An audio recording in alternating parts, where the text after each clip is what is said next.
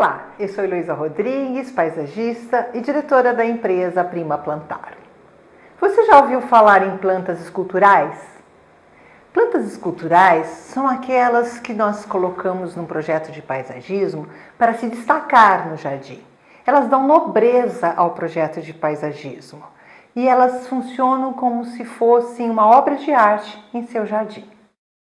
Naturalmente, por elas serem plantas especiais e porque nós precisamos dela num porte já bastante grande, elas têm um valor diferenciado.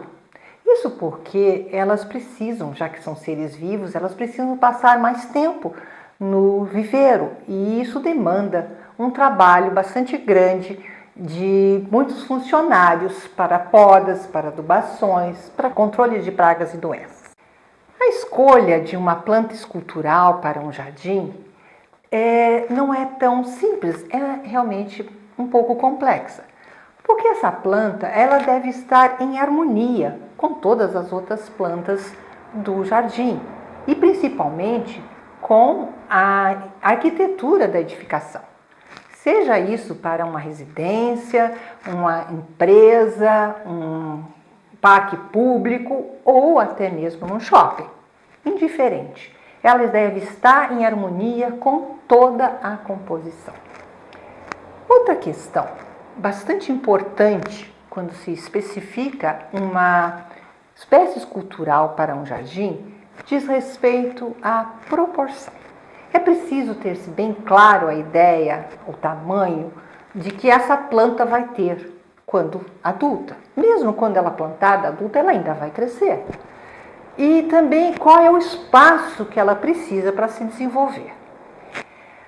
As plantas esculturais normalmente são utilizadas sozinhas, já que nós queremos que elas se destacam no jardim. Ou quando muito, nós utilizamos pequenos grupos da mesma planta. Deve-se evitar, ao máximo, utilizar-se várias espécies esculturais em um jardim. Porque a sensação que nós temos é de poluição visual. É como se todas essas plantas estivessem chamando a sua atenção ao mesmo tempo.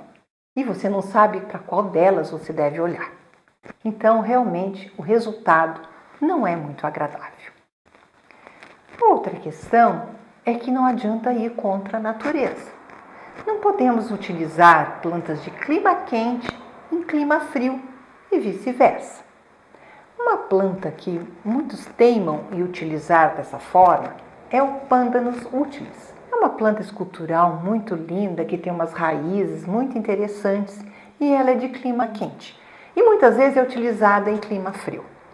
E o que acontece é que ela sofre com os ventos frios, com o frio em si, com as geadas.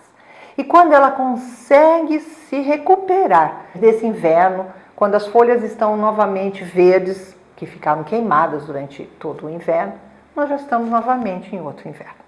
Então, de nada adianta ir contra realmente a natureza. Você talvez esteja me perguntando, então, quais são as espécies esculturais, as famosas espécies esculturais.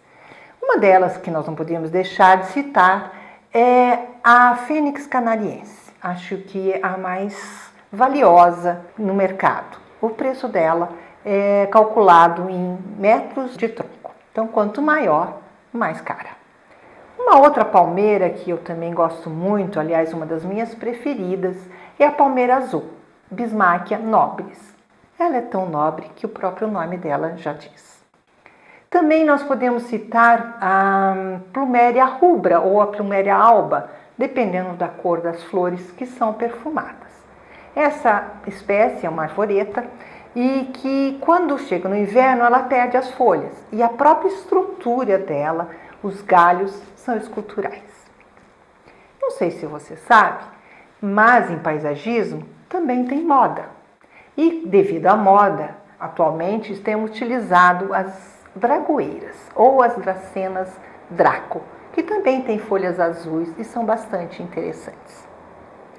Também, devido à moda, as cicas revolutas e as fênix robelines deixaram de ser utilizadas, pois elas foram utilizadas em grande quantidade e já se tornaram umas plantas comuns. Então elas são utilizadas normalmente com plantas como outra qualquer e não mais como planta escultural. Não confunda a cica revoluta com as cicas circinares. Essas sim continuam sendo utilizadas ainda como plantas esculturais. Bastante interessante.